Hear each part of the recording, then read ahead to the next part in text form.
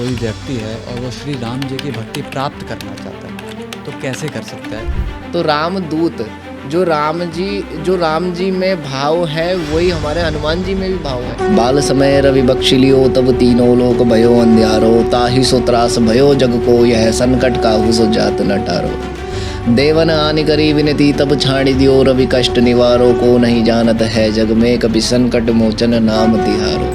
तो आप मुझे ये बताइए कि हनुमान चालीसा इतनी फेमस है, हनुमान अष्टक फेमस क्यों नहीं है? तुम बहुत विशेष हो, तुम बहुत खास हो, केवल तुम ही सीता माता को खोज कर ला सकते हो। और हनुमान जी चाहते हैं ना तो उसी टाइम रावण का वध करके सीता माता को लेकर आते। बहुत सारे कष्ट हैं, कैसे निवारण किया जाए? बहुत मुश्किल में है, कहीं रास्ता नहीं दिख रहा, क्या उपाय है, क्या रेमेडी है? देखिए, समय निकाल कर आप अपनी फैमिली के साथ मेहंदीपुर बालाजी चले जाइए। एक ब्लैक शेडो जो मुझे चलती हुई नज़र आ रही है, लेकिन जब मैं उसका पीछा करने जा रहा हूँ तो वो मुझे दिखनी बंद हो जा रही है। हनुमान जी आते हैं, सूक्ष्म रूप में आते हैं या अदृश्य रूप में आते हैं या ब्राह्मण का रूप लेके आते हैं। माए परो कर जोर मनाए, तो हनुमान जी प्रसन्न हो गए। हनुमान जी अब बोला भैया अब तो दर्शन देने पड़ेंगे, अब भक्त ने बोल दिया है। क्या एक्टिवेट होने के बाद कुछ तो नया असर दिखेगा? क्या दिखेगा, क्या दिखेगा? उस व्यक्ति को पहले तो हनुमान जी की भक्ति मिल जाएगी, तो हनुमान जी आपको एक ही रूप में दिखेंगे, राम राम भजते हैं।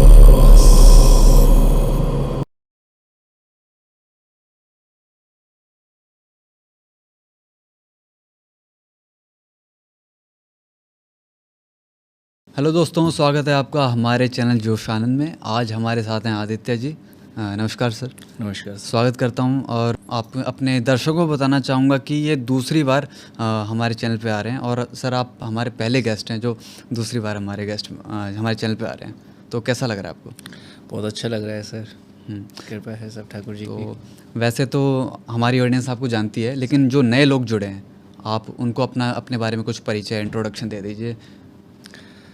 तो जैसे कि मेरा नाम आदित्य है जी।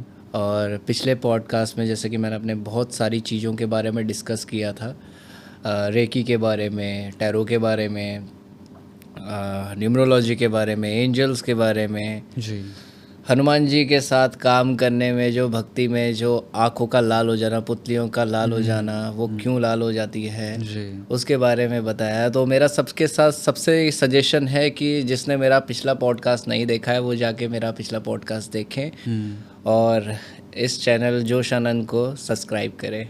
जी। सर आपने फर्स्ट पॉडकास्ट में बहुत अमेजिंग जानकारी दी थी कि मतलब आपकी आंखें लाल हो जाती हैं भक्ति से। मतलब कुछ लोग होते हैं वो नशा करते हैं उसके बाद उनकी आंखें लाल होती है, लेकिन आपकी आंखें भक्ति करने से हो रही हैं, हनुमान जी की भक्ति।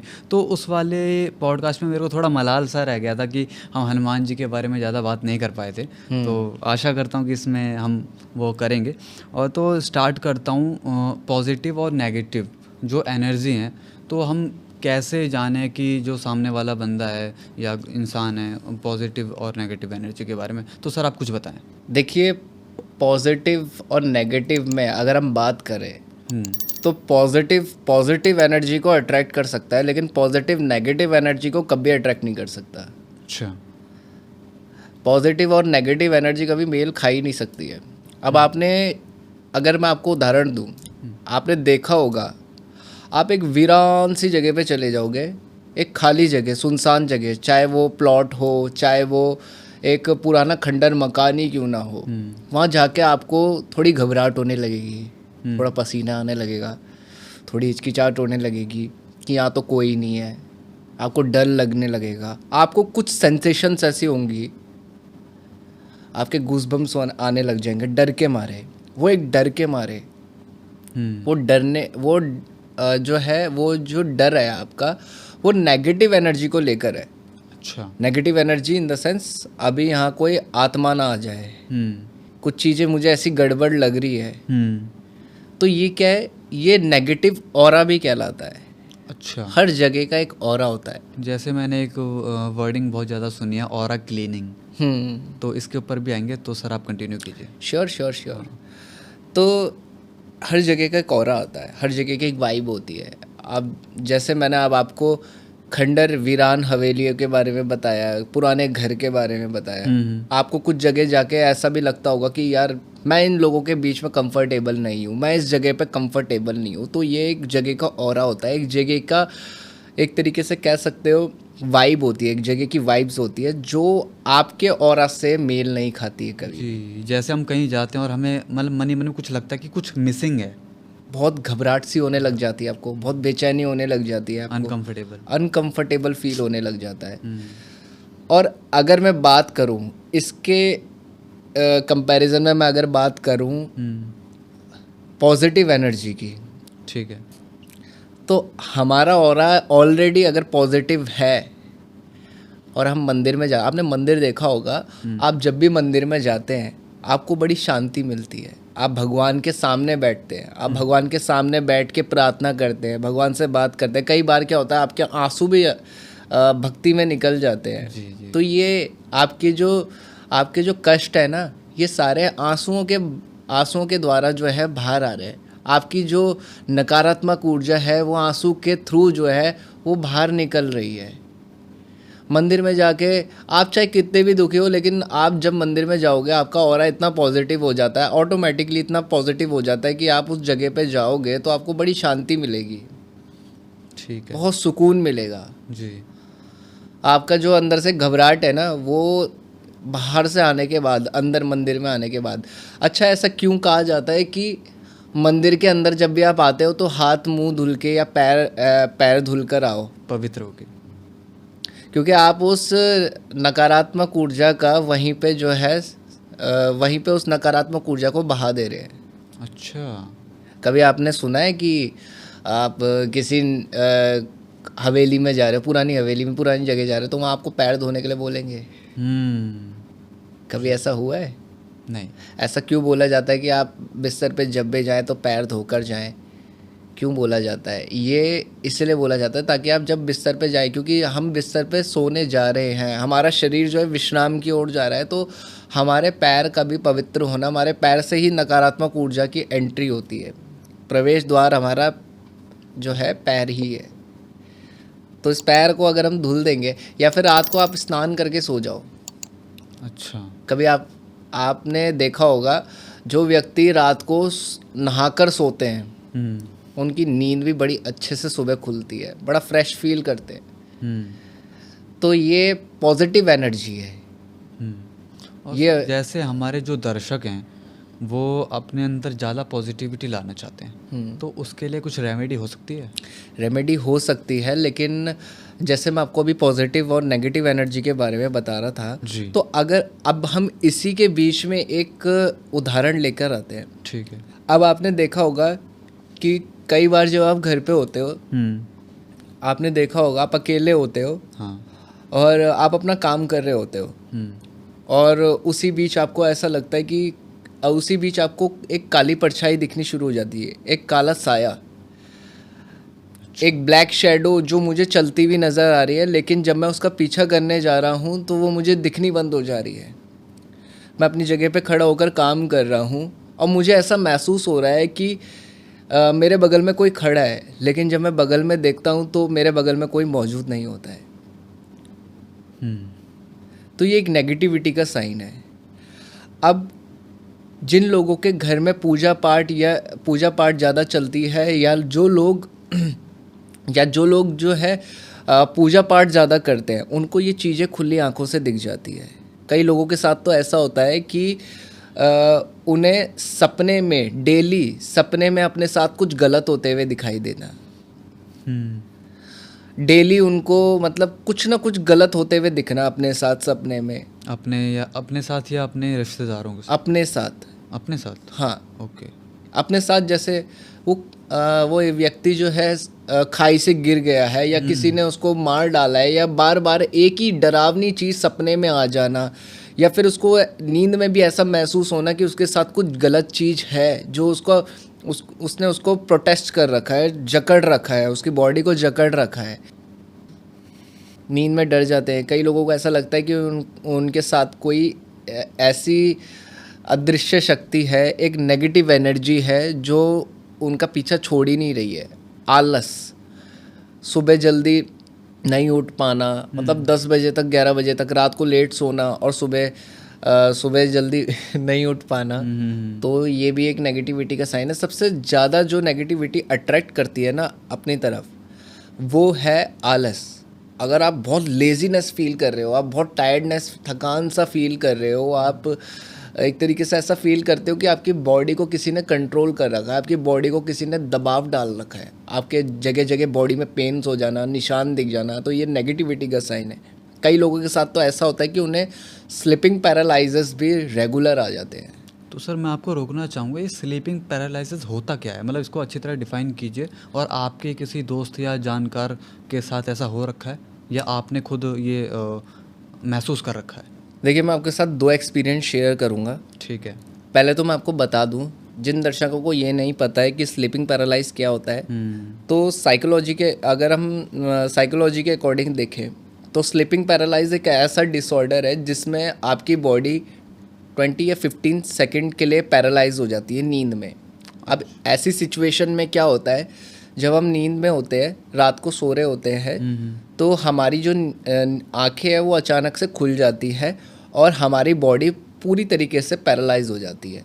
उस सिचुएशन में सिर्फ हमारी जो आँखों का मूवमेंट है वो जारी रहता है, बाकी हमारी पूरी बॉडी जो है पैरालाइज हो जाती है। और ऐसी सिचुएशन में क्या होता है, मेरे साथ अगर ऐसा सिचुएशन हुई है तो मैं किसी को आवाज़ भी लगाना चाहूँ तो मैं नहीं लगा पाऊँगा। कई बार लोग जो है अपने चेस्ट पर जो है हाथ रख के सो जाते हैं, तो उनको भारीपन सा भी महसूस होता है कि ये अगर साइकोलॉजी के अकॉर्डिंग देखा जाए तो ये एक ऐसा डिसऑर्डर है जिसमें आपकी बॉडी एक ही मूवमेंट पे सोने से भी पैरालाइज हो जाती है कुछ टाइम के। वो मूव नहीं करती क्या बॉडी? मूव नहीं करती है, आप बोल भी नहीं पाते। इस सिचुएशन में आप किसी को मदद के लिए भी बुलाना चाहो तो नहीं बुला पाते हो आप। आज के टाइम पे बहुत सारे लोगों के साथ हो रहा है। बहुत सारे लोगों के साथ हो रहा है। और मेरे एक स्टूडेंट है, उसने मुझे बताया था कि सर मेरे साथ ऐसा हुआ है। ये कई स्टूडेंट के साथ सुना है मैंने, बट मैं आपको पहला इंसिडेंट ये मेरे साथ ही हुआ था। जिस टाइम पे मैं सो रहा था और मुझे उस टाइम पे बहुत घुटन सी महसूस हो रही थी। मेरी इनफैक्ट उस टाइम पे सिचुएशन ऐसे बन गई थी कि मैं खड़ा भी नहीं उठ पाया था, पानी पीने के लिए भी नहीं खड़ा उठ पा रहा था। फिर मैं 15 से 20 सेकंड बाद जो है नॉर्मल हो गया था। और मेरी एक स्टूडेंट है, उसके साथ भी ऐसी सिचुएशन हुई थी। उसने मुझे बताया था सर मैं सो रही थी तो अचानक से सेम उसके साथ भी यही इंसिडेंट हुआ है। अच्छा। सोते वक्त उसको सेम ऐसा हुआ है, और उसके साथ ऐसा एक नहीं 4 बार हुआ है। 4 से 5 बार हुआ है। और ये 25 सेकंड तक भी रहा है उसके साथ, 20 सेकंड तक भी रहा है उसके साथ, 35 सेकंड तक भी रहा है उसके साथ ये सिचुएशन। अब आप ये सोचिए कि इस सिचुएशन में इंसान अपनों को बुलाना चाहे तो वो बुला भी नहीं पाता है। ये बहुत क्रिटिकल सिचुएशन बन जाती है उस इंसान के साथ जिसको स्लीपिंग पैरालाइज आता है। और डेली आना, एक बार के लिए हम सोच सकते हैं कि नॉर्मल है, तो अगर ये डेली आ रहे हैं और इस सिचुएशन में अगर आप बॉडी मूवमेंट नहीं कर पा रहे हो, कई लोगों के साथ तो ऐसा होता है कि उनको चेस्ट पे भारीपन लगना, जैसा कि मैंने आपको बताया। लेकिन ये उस टाइम पे होता है जब आप अपने चेस्ट पर हाथ रख के सोते हो, एक ही मूवमेंट पे सोए रहते हो। अच्छा। क्योंकि हमारा ब्लड ढंग से सर्कुलेट नहीं हो पाता है। अब दूसरी सिचुएशन में ये तब होता है जब आपके साथ नेगेटिव एनर्जीज जो है वो फ्लो कर रही है। तो ऐसे में क्या होता है, कई लोगों के साथ ऐसा हुआ है कि उनको ऐसा लगता है कि उनकी बॉडी को किसी ने जकड़ रखा है। कोई इनकी कई दृश्य तो लोगों को ऐसे भी दिखने शुरू हो जाते हैं जो उनके लिए देख पाना या फेस कर पाना, मतलब अलग अलग चेहरे दिख जाना, अपने चेस्ट के ऊपर बैठ के उस चीज़ को देखना, उस बुरे दृश्य को देखना, उस डरावने दृश्य को देखना। कई लोगों के साथ ऐसा होता है कि उनको चलती फिरती चीज़ें नज़र आती है लेकिन उस टाइम पे वो मूवमेंट भी नहीं कर पा रहे। ऐसे में स्लीपिंग पैरालाइज का डेली आना ये 100% नेगेटिविटी का साइन है। सर आपने जो अभी बात बोली ना कि चेस्ट पे भारी सा लगता है, तो मेरे एक फ्रेंड हैं उनको भी ऐसा लगता है। तो कुछ लोग बोलते हैं कि जिन के चेस्ट भारी हो जाते हैं तो कोई भूत पिशाच उनके आंखें बैठ जाता है और ये है। तो ये इसमें कितना सच है और कितना इसमें झूठ है कि भूत पिशाच आता है? सर देखिए, आज हम सब भी एक एनर्जीज ही हैं। बिल्कुल। हम सब, ये शरीर जो है हमारा एक कपड़ा है। हम्म। तो जिन आत्माओं को ना मुक्ति नहीं मिल पाती, या अकाल मृत्यु पे समय से पहले मर जाना, अकाल मृत्यु मतलब समय से पहले जिनकी मौत हो जाना, तो उनका अंतिम संस्कार भी ठीक से नहीं हो पाता है, तो उनको मुक्ति नहीं मिल पाती है, तो वो प्रेत योनि में चले जाते हैं। सर अभी जो आपने एक तो परेशान करना टर्म शुरू यूज़ करी है अकाल मृत्यु, तो इसके ऊपर अच्छी इसके ऊपर भी आपसे बात की जाएगी सर। जी हाँ। तो ये चीज़ें परेशान करती हैं सर। अच्छा। ये चीज़ें परेशान करती हैं, लेकिन जैसे मैंने आपको बताया, एक बारी का महीने में, साल भर में, साल 2-3 साल में स्लीपिंग पैरालाइज का रेयर में आना नॉर्मल है। लेकिन अगर ये आपके साथ डेली हो रहा है, जैसे आपने कि मुझसे पूछा कि ये मेरे फ्रेंड के साथ रेगुलर हो रहा है, तो ये नेगेटिविटी का साइन है। अच्छा, अब इससे बचने के लिए क्या कर सकते हैं? रेमेडी क्या कर सकते हैं? जी। देखिए, समय निकाल कर आप अपनी फैमिली के साथ मेहंदीपुर बालाजी चले जाएं, बालाजी धाम चले जाएं। अच्छा।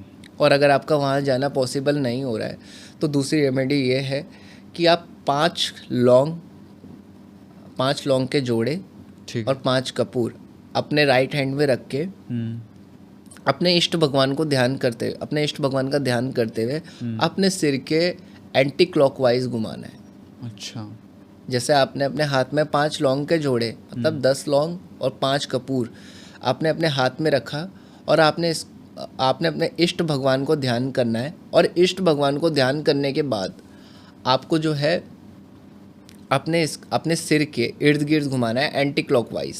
जैसे ये, जिनको एंटी क्लॉकवाइज नहीं पता तो उनको बता दूं कि जब घड़ी घूमती है तो ऐसे में घूमती है, और एंटी क्लॉकवाइज उल्टी घड़ी, तो हमें सिर के कैसे घुमाना है? ऐसे घुमाना है, अपोजिट। तो इसको हमें जो है सिर के इर्द गिर्द एंटी क्लॉकवाइज 11 बार घुमा के इसे घर के बाहर जाकर जलाना है। घर के अंदर नहीं जलाना है, इसे घर के बाहर जलाना है। और अगर आप फ्लैट में हो या फिर किसी ऐसी जगह पे हो जहाँ पे आपका मतलब एकदम से बाहर जाना नहीं हो पा रहा है, एकदम जो डायरेक्ट घर का बाहर का रास्ता है वहाँ नहीं बन पा रहा है, तो आप इसे बालकनी में भी जला सकते हैं, लेकिन घर पे नहीं जलाना है। छत पे जला सकते हैं? छत पे जला सकते हैं, लेकिन घर के अंदर नहीं जलाना है, क्योंकि जो आप नेगेटिव एनर्जीज़ को, जो तारा आप अपने सिर के ऊपर से कर रहे हैं, अपनी बॉडी से कर रहे हैं, वो आपके पास वापस लौट के आ जाएगी। अच्छा। इसलिए आपको इसे घर के बाहर जलाना है। और आपको मेहंदी जब आप उस लौंग और कपूर को जलाएंगे, तो उसके बाद जब वो जलेगी तो उसमें आपको मेहंदीपुर बालाजी का ध्यान करने की कोशिश करना है। ऐसा आप 11 दिन करते हैं तो डेफिनेटली आपको इन चीज़ों में रिजल्ट दिखना शुरू हो जाएगा 11 दिन के अंदर। तो सर ये तो एक बात हो गई मेहंदीपुर बालाजी की और स्लीपिंग पैरालिसिस से मिलती जुलती। आगे बात करते हैं कि बहुत लोग परेशान हैं, मतलब उनके बहुत सारे कष्ट हैं, कैसे निवारण किया जाए? बहुत मुश्किल में है, कहीं रास्ता नहीं दिख रहा, क्या उपाय है, क्या रेमेडी है? देखिए, सभी देवी देवताओं की जब हम पूजा करते हैं तो हमें फल निश्चित मिलता ही मिलता है, चाहे लेट से मिले चाहे जल्दी मिले। लेकिन हमारे हनुमान जी जो हैं वो बड़े सरल देव हैं, बहुत सरल देव हैं। अब कई लोग कहते हैं ना कि हनुमान जी गदा लेकर बड़े क्रोध रूप में दिखते हैं, ऐसे। हमारे हनुमान जी बहुत, जो एक कहते हैं ना, पोलाइटनेस, काइंडनेस, लविंगनेस, केयरनेस, हमारे हनुमान जी वैसे हैं, बहुत सरल देव हैं। और कभी भी आप उनको संकट में पुकारोगे ना, तो आपकी रक्षा के लिए खड़े हो जाएंगे। अच्छा। और उनको क्या चाहिए? उनको आपका चढ़ाया हुआ फूल नहीं चाहिए, उन्हें आपकी चढ़ाई हुई जलेबी नहीं चाहिए, उन्हें आपकी चढ़ाए हुए लड्डू नहीं चाहिए, चोला नहीं चाहिए। वो उठा के साइड में रख देंगे और अपने ध्यान में वापस बैठ जाएंगे। लेकिन जहाँ आप श्री राम का नाम लेकर अपने प्रभु हनुमान जी को पुकारेंगे ना, वहाँ दौड़े दौड़े आएंगे। उन्हें राम नाम प्रिय है, उन्हें सिर्फ राम नाम प्रिय है। जहाँ प्रभु श्री राम का क्या, कुछ लोग पूछते हैं कि ऐसी कोई तो मजबूरी होगी जिससे हनुमान जी को अपने भक्तों के लिए आना पड़ेगा। कई लोग पुकारते हैं ना, आप कितनी बार भी मंदिर चले जाओ, हनुमान चालीसा पढ़ लो, आपको रिजल्ट नहीं दिखेगा। आप एक बार वहाँ बोलोगे ना, जय श्री राम बाबा, जय श्री राम बाबा, वो खुश हो जाएंगे, प्रसन्न हो जाएंगे, क्योंकि वो राम को अपने हृदय में बसा के रखते हैं। तो ऐसे में अगर आप जैसे बहुत घोर संकट में हैं तो आप हनुमान अष्टक का पाठ कर सकते हैं। हनुमान अष्टक, क्योंकि हनुमान जी को संकट मोचन कहा गया। संकट मोचन हनुमान अष्टक का पाठ कर सकते हैं, क्योंकि हनुमान अष्टक के पहली चौपाई में बोला गया है, गोस्वामी तुलसीदास जी ने जब इसका वर्णन किया था तो उन्होंने वर्णन करते हुए गाया था, बाल समय रवि बक्षिलियो तब तीनों लोक भयो अंधियारो, ताहि सो त्रास भयो जग को, यह संकट काहू सो जात न टारो। देवन आनि करी विनती तब छाड़ी दियो, रवि कष्ट निवारो, को नहीं जानत है जग में, कभी संकट मोचन नाम तिहारो। तो गोस्वामी तुलसीदास जी ने इसका अर्थ बताया कि हे हनुमान जी, हे बालाजी महाराज, जब आप बाल रूप में थे, जब आप छोटे से थे, तब आपको पेड़ के सामने जो है इतना विशाल सा आम दिखा, सूर्य भगवान को आपने फल समझ के अपने मुंह में रख लिया। आपको आम का लालच आया और आपने सूर्य भगवान को फल समझ के मुंह में रख लिया, और इससे क्या हुआ कि पूरे संसार में विपत्ति के साथ अंधेरा भी छा गया। सब लोग बड़ी विकट समस्या में थे, कोई भी देव देवता इस संकट को दूर नहीं कर पाया। सूरज की रोशनी कौन चमकाता? सही बात है। अब सूर्य से तो हमें काफ़ी ऊर्जाएं मिलती हैं, सकारात्मक ऊर्जाएं मिलती हैं, विटामिन डी मिलता है। अब जब वो विटामिन डी जो है ऊर्जान्वित ही नहीं हो रहा है तो कैसे, मतलब सृष्टि में जो प्राणी है वो जीवित रहेंगे? ऐसे में तो देवों की भी शक्ति खत्म हो गई। बिल्कुल, कोई भी देवी देवता जो है असमर्थ रहे इस संकट को दूर करने में, बड़ी विपत्ति छा गई थी। सभी देवताओं ने आकर बोला, देवन आनि करी विनती तब छाड़ दियो रवि कष्ट निवारो। देवताओं ने आकर आपसे विनती करी कि सूर्य भगवान को अपने मुख से मुक्त करें। वो फल नहीं है, वो स्वयं भगवान सूर्य भगवान है। आप नादान हैं, आपने फल समझ कर उनको मुख में रख लिया। कृपा कर इन्हें मुंह से मुक्त कर कर इस कष्ट का निवारण करो। तो जब हनुमान जी ने सुना तो हनुमान जी ने जो है सूर्य भगवान को मुख से मुक्त किया और इस तरह संकट का निवारण हुआ। तो उसमें कहा गया है, तुलसीदास जी ने कहा है कि हे हनुमान जी, ऐसा संसार में कौन है जो आपको संकट मोचन के नाम से नहीं जानता? को नहीं जानत है जग में, कपि संकट मोचन नाम तिहारो। इसका अर्थ ये बताया है। तो देखो, संकट हमारे जीवन में कब आ जाए, कब कौन सा संकट हमारे जीवन में भारी पड़ जाए, यह हमें बिल्कुल नहीं पता है। बिल्कुल। तो तुलसीदास जी ने कहा, वर्णन करते हुए कहा है कि जो भक्त हनुमान अष्टक का पाठ करेगा दिल से, मंगलवार को हनुमान जी को आपकी पूजा में आपका नियम भी वो नहीं करते कि मेरी पूजा नियम से करो। हनुमान जी तो कहते हैं, हनुमान जी तो सिर्फ भक्ति प्रेम के भूखे हैं। प्रेम भक्ति जो है उसके भूखे हैं, और श्री राम के नाम का उच्चारण करते रहो। देखो, आपके कष्ट स्वयं दूर होते रहेंगे, क्योंकि राम जी तो स्वयं इतनी बड़ी शक्ति है कि कई लोगों ने उनके ऊपर भी सवाल उठाए कि राम जी जो है भगवान ही नहीं थे, क्योंकि नारायण अवतरित होकर राम के रूप में जन्म लिया था, और उनकी सेवा के लिए शंकर जी ने हनुमान जी के रूप में अवतरित हुए। कहा गया है उसमें, शंकर स्वयं केसरी नंदन। तो हनुमान जी का जो ये पाठ है, हनुमान अष्टक, संकट मोचन हनुमान अष्टक जो पाठ है, जो भी भक्त उसको दिल से करता है, हनुमान जी उसके कष्टों का निवारण करते हैं, उसके कष्टों को काटते हैं, उसके हर संकट को दूर करते हैं, हर संकट को दूर करते हैं, क्योंकि ये सारी चालीसाओं सारे पाठों में से सर्वश्रेष्ठ पाठ कहा गया है। सर मेरा एक क्वेश्चन है आपसे। अभी मैंने आपकी जितनी बात सुनी, आपने बोला हनुमान अष्टक का पाठ करें। तो आप मुझे ये बताइए कि हनुमान चालीसा इतनी फेमस है, हनुमान अष्टक फेमस क्यों नहीं है? हनुमान अष्टक के बारे में लोग बहुत कम जानते हैं, इसकी शक्तियों के बारे में बहुत कम जानते हैं लोग, क्योंकि इसमें हनुमान जी को उनकी शक्तियों का बोध कराया गया था, उनकी शक्तियों का स्मरण कराया गया था। और जब त्रेता युग में जामवंत जी ने सीता माता को खोजने के लिए हनुमान जी को आगे किया, तो हनुमान जी को बोला कि जो तुम कर सकते हो वो कोई नहीं कर सकता, तुम बहुत विशेष हो, तुम बहुत खास हो, केवल तुम ही सीता माता को खोज कर ला सकते हो। और हनुमान जी चाहते ना तो उसी टाइम रावण का वध करके सीता माता को लेकर आते, लेकिन जो नियति में था वो होना ही था, क्योंकि अगर राम जी के हाथों रावण की मृत्यु नहीं होती तो वो सीता को भी नहीं लेके आ पाते। लेकिन हनुमान जी ने ये भी कहा था कि माता आप मेरे साथ चलो, मैं आपको ले चलता हूँ, अब भी सबको पछाड़ के मार दूंगा जिसने भी मुझे रोका यहाँ से आपको ले जाने में। लेकिन माता ने बोला कि मैं अपने श्री राम के पराक्रम जब वो मुझे लेने आएंगे एक पराक्रमी बन के, तभी मैं यहाँ से जाऊंगी, उनके साथ जाऊंगी, अपने श्री राम के साथ जाऊंगी। तुम जाओ, अपना मेरा संदेश श्री राम को सुना दो कि मैं उन्हीं के साथ आऊंगी।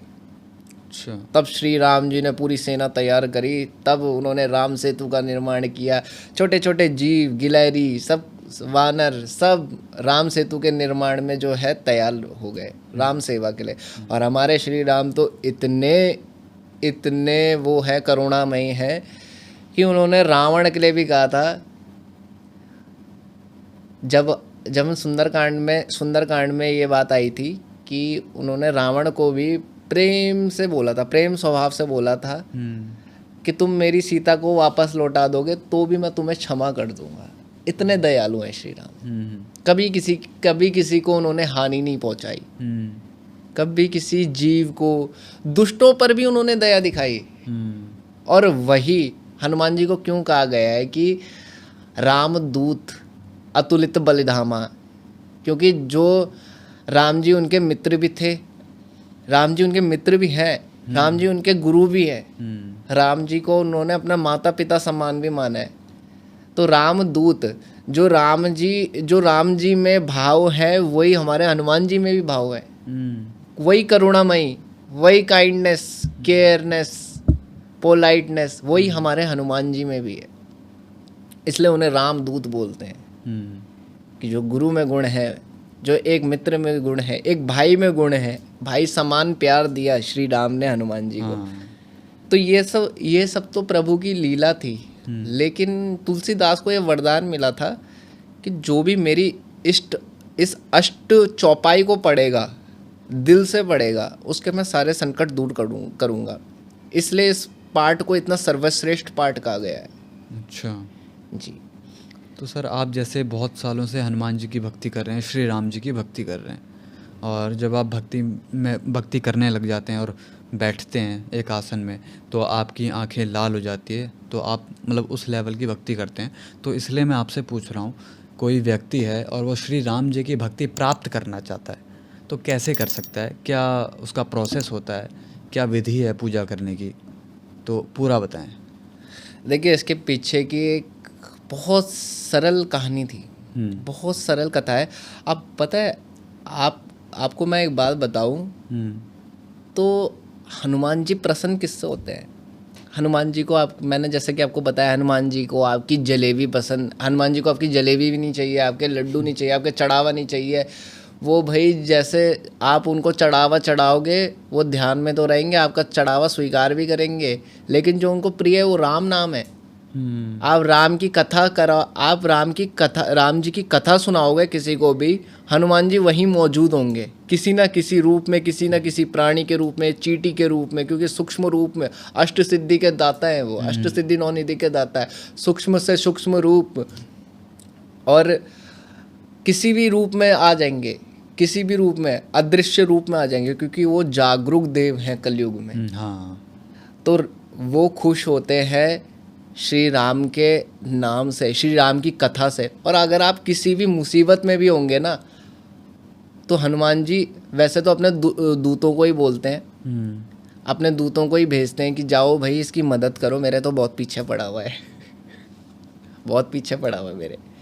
पर जहाँ आपने श्री राम की कथा सुनाई किसी को, सुंदरकांड का पाठ किया, जहाँ आपने रामचरितमानस का पाठ किया, जहाँ आपने श्री राम जय जय राम, श्री राम जय जय राम, आप जपते रहे, वो गुण आपके अंदर भी आ जाएंगे, वो भक्ति के गुण आपके अंदर भी आ जाएंगे, वो शक्ति, वो पराक्रम, वो पॉजिटिविटी आपके अंदर आ जाएंगे, वो कॉन्फिडेंस, वो एक बल होता है आपके अंदर आ जाएगा। तो ऐसा कुछ प्रोसेस नहीं है कि आपको इतना बड़ा अनुष्ठान या यज्ञ करना? आपको कुछ नहीं करना है, आप श्री राम का जप करो, आपको कोई सिद्धि पाने की जरूरत नहीं है। मैं तो ये कह रहा हूँ कि आप हनुमान जी को चालीसा सुनाओ, क्योंकि उसमें चालीसा में भी श्री राम का ही गुणगान किया है, वर्णन किया है, उसमें भी श्री राम का ही गुणगान किया है। आप हनुमान जी को हनुमान चालीसा सुनाओ, पढ़ के सुनाओ, आराम से सुनाओ। कुछ लोग होते जल्दी जल्दी में सुनाते हैं पर उनको रिजल्ट मिलता नहीं है। मिलता भी है तो वो दूत आते हैं। हनुमान जी स्वयं कब आते हैं? तब आते हैं हनुमान जी जब आप श्री राम का नाम जप रहे हो, श्री राम जय जय राम, श्री राम जय। आपका ना चेहरा अलग हो जाएगा। वो भक्ति में जो शक्ति होती है ना, तेज होता है ना, जो वो एक दहाड़ होती है ना, जो वो एक पॉजिटिविटी बोलते हैं, एक वाइब बोलते हैं ना, वो आ जाती है आपके अंदर, वो शक्ति आ जाती है। आपको किसी सिद्धि की जरूरत ही नहीं है। तो राम जी की भक्ति जो प्राप्त होगी वो आपको हनुमान जी से होगी। अब मैं आपको एक छोटी सी कथा सुनाता हूँ। ठीक है जी। गोस्वामी तुलसीदास जी थे, तो बहुत विद्वान थे। तो एक समय ऐसा था कि वो पीपल के वृक्ष में जल चढ़ाने गए। कई लोग क्या होता है, पीपल के वृक्ष में बाथरूम करके आ जाते, शौच करके आ जाते। पीपल के पेड़ में हर प्राणी का वास होता है। अब उस पीपल के पेड़ में पीपल के पेड़ में बोला जाता है विष्णु भगवान का वास, विष्णु देवी देवताओं का वास होता है। हाँ। कहीं में प्रेतों का भी वास होता है। अब जिस वृक्ष में उन्होंने जल चढ़ाया था, इसलिए बोलते हैं कि पीपल के वृक्ष में कब कोई पुण्य आत्मा आपको मिल जाए, आपको वरदान दे दे, ये हमें भी नहीं पता है जी। आप उसको शौच करके, गंदा करके, आप उसको अपने आप को और दूषित बना रहे हो, और क्या कर रहे हो। वैसे तो किसी भी वृक्ष में नहीं करना चाहिए ऐसा। पर पीपल के पेड़ में हर चीज़ का वास होता है, बरगद के पेड़ में हर चीज़ का वास होता है। अब जिस पेड़ में तुलसीदास जी ने जल चढ़ाया था, उस पेड़ में ब्रह्म राक्षस का वास था। हाँ। अब वो ब्रह्म राक्षस जो था उस दिन मुक्त हो गया, आज़ाद हो गया वहाँ से।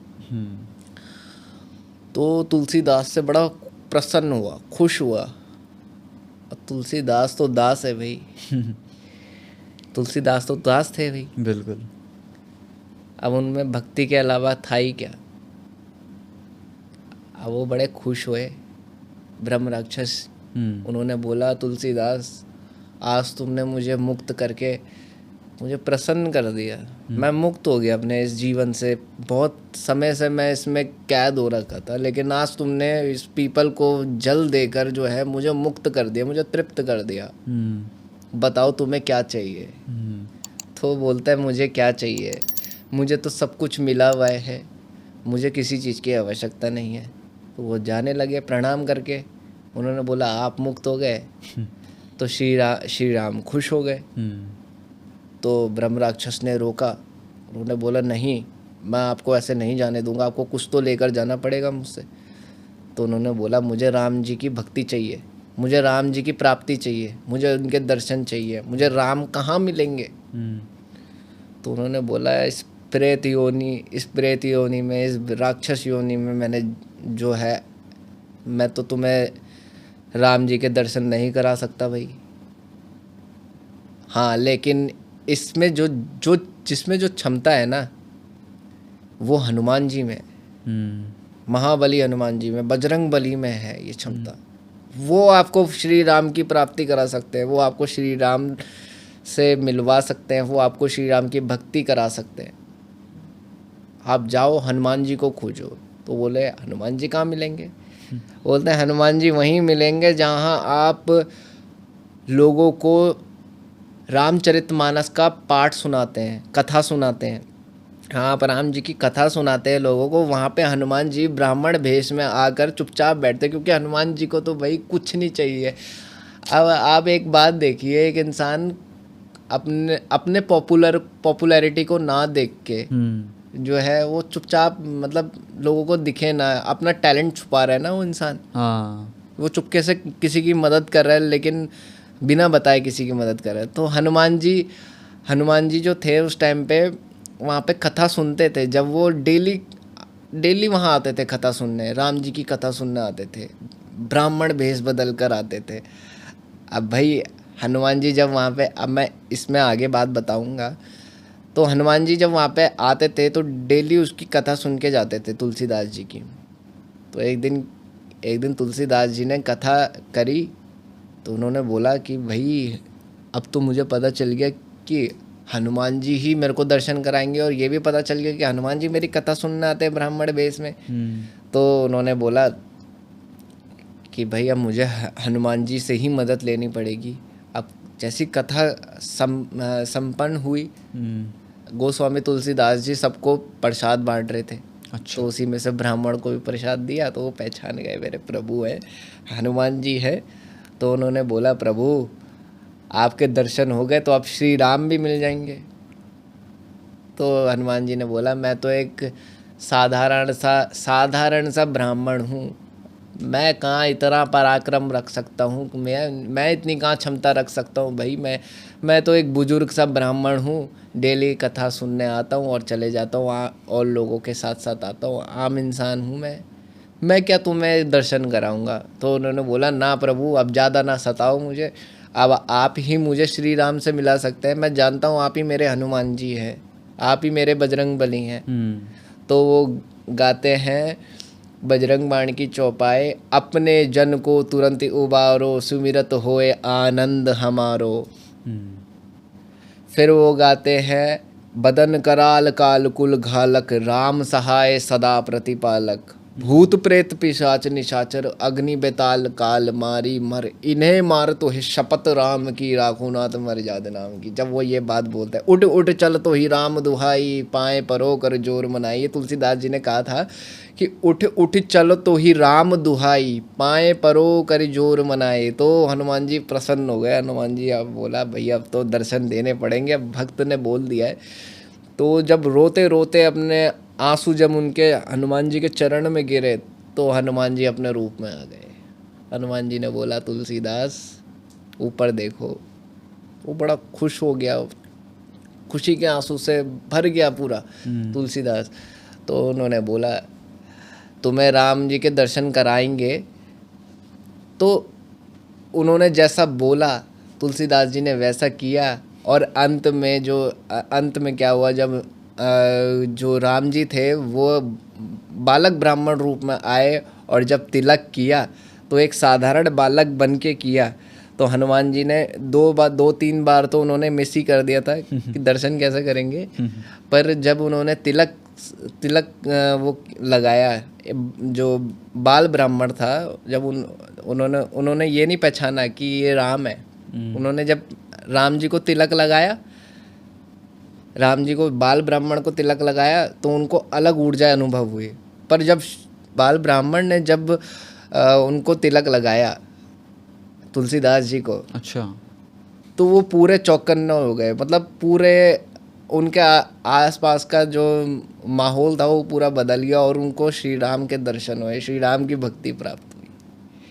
तो ऐसे आप कर सकते हो, किसी को कथा सुना के। क्यों कहा जाता है कि रामचरितमानस का पाठ करो घर में, राम जी की प्राप्ति होगी, हनुमान जी खुश होते हैं। और हनुमान जी उसी से खुश होते हैं जो श्री राम का नाम लेते रहते हैं, स्वयं हनुमान जी उसकी रक्षा करने आते हैं। इसलिए मैं तो कभी अपने आप को आगे बढ़ावा देता ही नहीं हूँ। मैं तो बजरंग बली के सहारे ही हूँ। और एक भजन में ये भी आया है कि जिनका भरोसा वीर हनुमान, उनका बिगड़ता नहीं कोई काम। अच्छा, तो पार न लगोगे श्री राम के बिना, दुनिया चले ना श्री राम के बिना। सर अभी आपने एक बात बोली थी कि हनुमान जी आते हैं, सूक्ष्म रूप में आते हैं या अदृश्य रूप में आते हैं या ब्राह्मण का रूप लेके आते हैं। मैंने बहुत सुना है बहुत सारे व्यासों से, कथावाचकों से, कि हनुमान जी ब्राह्मण के रूप में आते हैं। तो सिर्फ ब्राह्मण के रूप में आते हैं या और भी किसी जाति के रूप में आ सकते हैं? वो बजरंग, क्योंकि मैंने सिर्फ ब्राह्मण सुना हुआ है। वो बजरंग बली हैं, वो लंगूर के रूप में भी आ जाएंगे। हाँ, वो बंदर के रूप में आते हैं, लेकिन मैंने ब्राह्मण क्यों सुना है? क्योंकि ब्राह्मण रूप में वो उस टाइम आए थे जब तुलसीदास जी को राम जी की प्राप्ति चाहिए थी। अब ब्राह्मण रूप में वो इसलिए आए, आने को तो वो अपने रूप में भी आ जाते। तो लोगों का, मेरा क्वेश्चन ये है कि वो ठाकुर, मतलब मैं ये बोल रहा हूँ ब्राह्मण के रूप में क्यों आते हैं? मैं आपको बता रहा हूँ ना। हाँ हाँ। जब कथा के बीच में हनुमान जी से, इस कथा के बीच की बात बता रहा हूँ, जब हनुमान जी ने दर्शन दिए थे तुलसीदास जी को, तो उन्होंने बोला आप अपने रूप में क्यों नहीं वहाँ पे कथा सुनते थे, ब्राह्मण रूप में क्यों? तो उन्होंने बोला मैं अपने आप को कभी बढ़ावा देना ही नहीं चाहता। अगर मैं अपने असली रूप में आकर राम कथा सुनता तो लोगों का ध्यान कथा से हटकर मेरी तरफ आ जाता, और वो मुझे भगवान मानते ही हैं। मैं भी एक देवी हूँ, लेकिन प्रभु श्री राम के आगे मैं अपने आप को कुछ नहीं मानता हूँ। तो उन्होंने बोला इस वजह से क्या होता है कि राम कथा जो है वो डिस्टर्ब हो जाती, और मैं अपनी बड़ाई चाहता नहीं हूँ, जिस वजह से लोग, अगर मैं अपने रूप में होता तो लोग मेरे दर्शन के लिए वहाँ मुझे राम कथा के बीच में डिस्टर्ब करते। तो उनको डिस्टर्बेंस पसंद नहीं था। अब जैसे मैं किसी भी भेष में आ जाता हूँ, मैं एक नॉर्मल ब्राह्मण भेष में कथा सुनने जाता हूँ और मुझे लोग बहुत मानते हैं एज अ गुरु, ठीक है। अब मैं ये चाहता हूँ कि मैं ब्राह्मण रूप में बन के जाऊँ, और श्री, माना बात, मैं सपोज कर रहा हूँ, अगर हनुमान जी हैं यहाँ, अगर जैसे माना बात हनुमान जी है, हनुमान जी कथा सुनने गए ब्राह्मण रूप में, और वो ये मानकर गए कि मैं कथा जो जाऊँगा वो ब्राह्मण रूप में जाऊँगा। अगर मैं अपने वास्तविक रूप में गया तो लोग आके मेरे चरण पकड़ना शुरू कर देंगे, मुझे अपने मतलब जैसे होता है ना, एक सेलिब्रिटी आ जाता तो लोग उसको सेल्फी लेने के लिए परेशान करते हैं।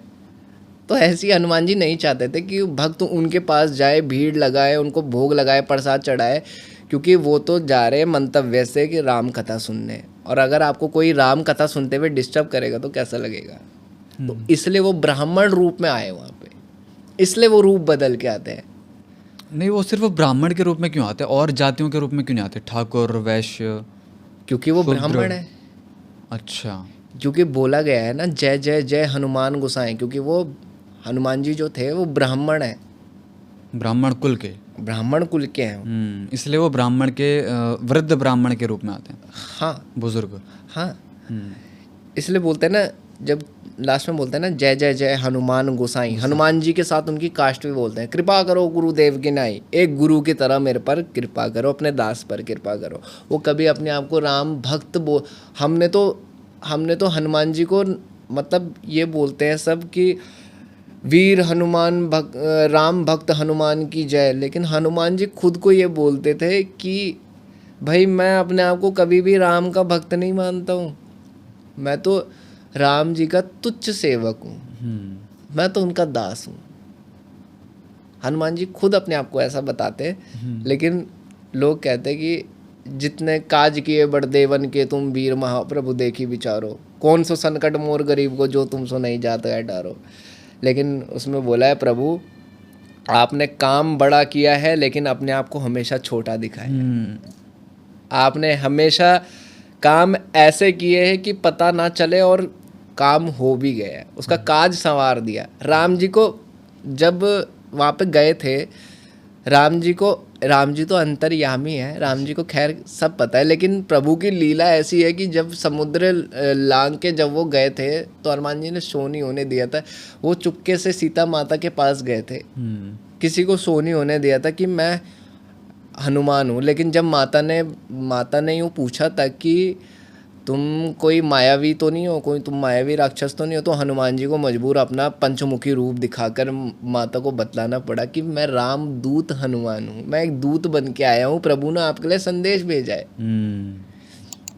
तो हनुमान जी ऐसे हैं, बड़ा साइलेंटली वर्क करते हैं और बड़े करुणामयी हैं। जैसे गदा लेकर हर समय बोलते हैं ना लोग कि गदा लेकर बैठे रहते हैं, हनुमान जी बहुत गुस्से में आ जाते हैं, ऐसे बोलते हैं ना लोग, गदा लेकर बैठे हुए हैं हनुमान जी, तो अगर उनको ज़रा सा भी ऐसा कुछ बोल दिया या फिर कोई भी काम ऐसा कर दिया जो उनको पसंद नहीं है तो उनको क्रोध आ जाएगा। लेकिन हनुमान जी ऐसे नहीं है।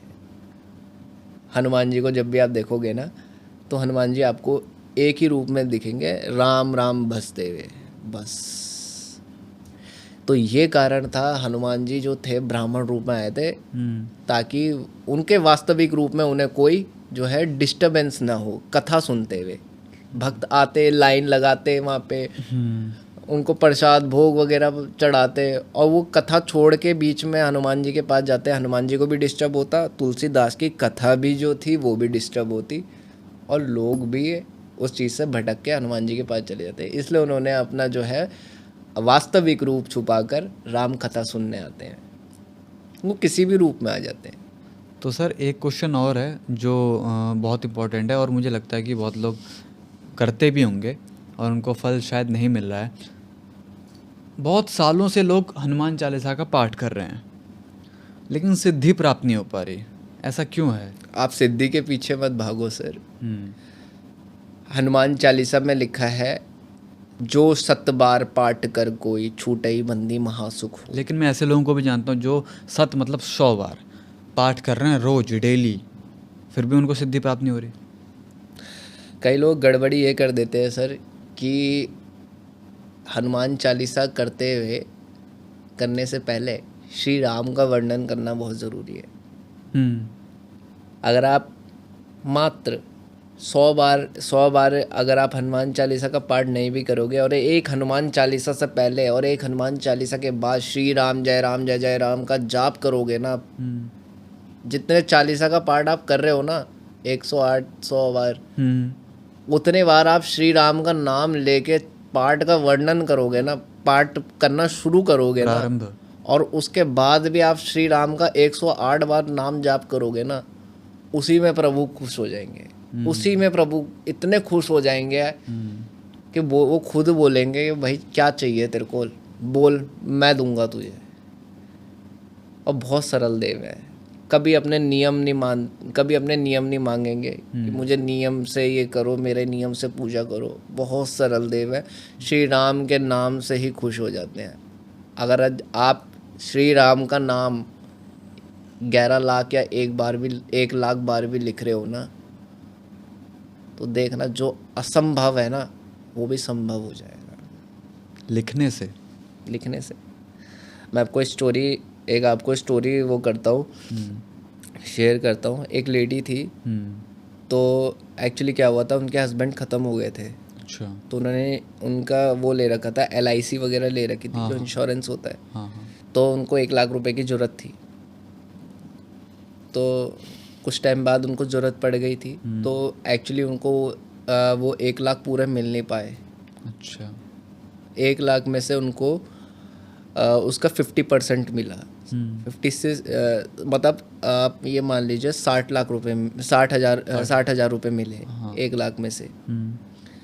अब वो लेडी इतनी ज़्यादा परेशान हो गई थी, तो उन्होंने जब कुछ टाइम बाद बहुत ही ज़्यादा परेशान थी, कंडीशन बहुत ख़राब थी घर की, तो उन्होंने जब राम जी की चौकी लगाई वहाँ पे, एक लाल कपड़ा बिछाया, एक पहले पीला कपड़ा बिछाया, फिर लाल कपड़ा बिछाया, फिर उसमें राम दरबार लगाया और उसमें हनुमान जी की एक मूर्ति रखी और उस रात भर उस कॉपी में लाल पेन से, लाल स्याही वाली पेन से उन्होंने श्री राम का नाम लिखना शुरू करा। और आप यकीन मानोगे वो कंपनी ना 40,000 रुपये देने को तैयार नहीं थी कि हम अभी 40,000 रुपये आपको दे नहीं सकते किसी कारणवश, एक पॉलिसी होती होगी। तो पता नहीं रात ही रात क्या हुआ, उन्होंने बताया कि 40,000 रुपये आने थे, 40 लाख रुपए आ गए रात ही रात। और उन्होंने कितनी बार लिखा था? उन्होंने 1 लाख बार लिखा था 1 लाख श्री राम का नाम। हाँ, रात ही रात, क्योंकि 1 लाख बार जपना और लिखना बहुत बड़ी बात है। बहुत 1 लाख जाप करना, आप समझ रहे हो सिर्फ, बहुत मुश्किल है। एक आम इंसान के लिए मुश्किल है। अगर देखो, भगवान कहते हैं कि मुझे भक्ति प्रेम भाव से प्यार है, मैं भाव का भूखा हूँ।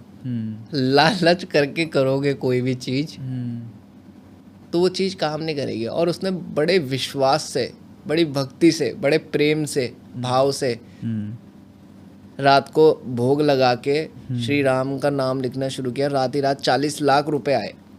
फिर इस 40 लाख रुपए का किया कुछ नहीं, उन्हें एक्चुअली जितने रुपए की ज़रूरत थी उतने रुपए उन्होंने लिए और बाकी बैंक वालों को ट्रांसफ़र करवा दिए, उन्हें वापस कर दिए। अगर वो इस लालच में होती तो और गड़बड़ हो सकता था। 40 लाख रुपए आ गए। वो एक्चुअली 40,000 रुपये भेजना चाह रहे थे, लेकिन उसके आगे एक ज़ीरो और लग गया। वो 40 लाख बन गए और वो उनको ट्रांसफ़र हो गए। तो ये एक चमत्कार है। और जहाँ विश्वास है ना, वहीं परमात्मा का वास है सर। तो सर आप ऑडियंस को क्या बोलना चाहेंगे कि जो 7 बार पाठ करें? तो आप कीजिए पाठ, कोई वो नहीं है। उसका क्या नियम है? क्योंकि वो तो 100 बार पाठ करना होता है, उसका तो एक प्रोसीजर होता होगा। देखिए, आप उस टाइम पे पूरे एक नियम होता है, हाँ। ब्रह्मचार्य का पालन करें। और आप मुझे ये बताओ कि हनुमान जी की सिद्धि अगर प्राप्त करनी है तो कितने दिनों तक 100 पाठ करने पड़ेंगे? कितने दिनों तक? हनुमान जी की सिद्धि तो वैसी जैसे हनुमान जी की सिद्धि प्राप्त होना, इसका मतलब ये नहीं कि आपको वो सारे गुण हनुमान जी के उस इंसान के अंदर मिल जाएंगे कि वो बड़ा हो सकता है, छोटा हो सकता है। हनुमान जी की सिद्धि का मतलब, आप जब हनुमान चालीसा को पाठ 108 या 100 बार करोगे ना, तो वो हनुमान चालीसा जो है ना, एक तरीके से बोलते हैं ना, हम सिम को एक्टिवेट करना होता है, एक्टिवेट हो जाएगी। वो हनुमान चालीसा जो है सिद्ध हो जाएगी। ठीक है।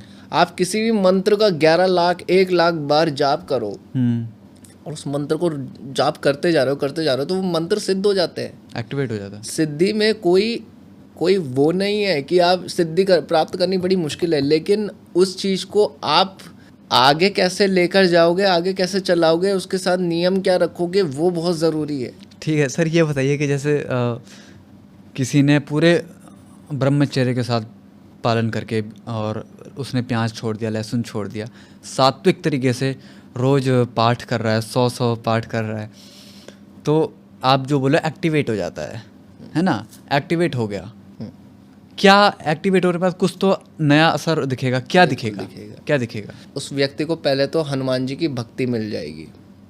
ठीक है। उस व्यक्ति को दूसरी बात, हनुमान जी की कृपा प्राप्त होती है। अच्छा। तीसरी बात, जब भी वो उस घड़ी में, उस चंद घड़ी में हनुमान चालीसा का पाठ करेगा ना, वो चमत्कारी फल जरूर देगी। चौथा, बालाजी के दूत जो है ना, वो हमेशा उस व्यक्ति के साथ रहेंगे, उसे प्रोटेक्ट करेंगे।